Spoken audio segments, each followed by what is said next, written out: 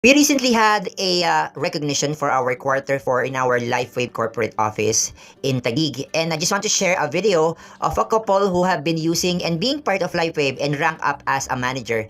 Panoorin niyo po kung paano kayo ma-inspire sa kwento nila. Magandang hapon po sa inyo. Yes. Ako po ay nagpapasalamat at nadala kami dito sa LifeWave sa pamamagitan ng kabatch namin na si Father Joel. Yes.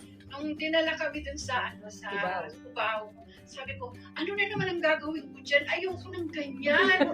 Hindi ko alam kung ano gagawin ko. Tapos sabi, makinig ka lang. Sabi ko, sige nga, ganyan. Tapos nung kami na, tinuruan kami kung ano gagawin. Tapos nagpunta sila, Sister Baby, sa bahay. Ako yun. Nagkaroon kami ng parang fellowship. Nag-invite ako ng mga kapitbahay namin sa bahay. Marami namang niniwala. Ganun. Tapos, yun, marami din kumuha dun sa amin. Yes. Kaya ako, malaking pasasalamat ko kay Father Joel at kay Sister Baby. Nickname ko po yun. Talaga. Maraming naitulong sa amin ng LifeWave. Dahil yung asawa ko, marami din siyang sakit. Yung maraming napagaling sa kanya at natulungan yung mga nararamdaman niya sa kanyang physical na katawan. Kaya nagpapasalamat kami una sa Diyos dito sa LifeWave.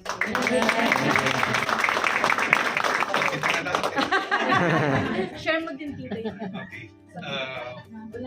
First of all, yes, tama. Nagpapasalamat kami sa Panginoon at gumamit siya ng mga tao tulad ni Father Joel, si Sister Baby, na para maakay kami rito sa family ng LifeWave. And we are very grateful, lalo na nakita ko yung kasiyahan nyo. Maria. Sorry. Nandito na yung yung kurang na. Mga X39. Bata.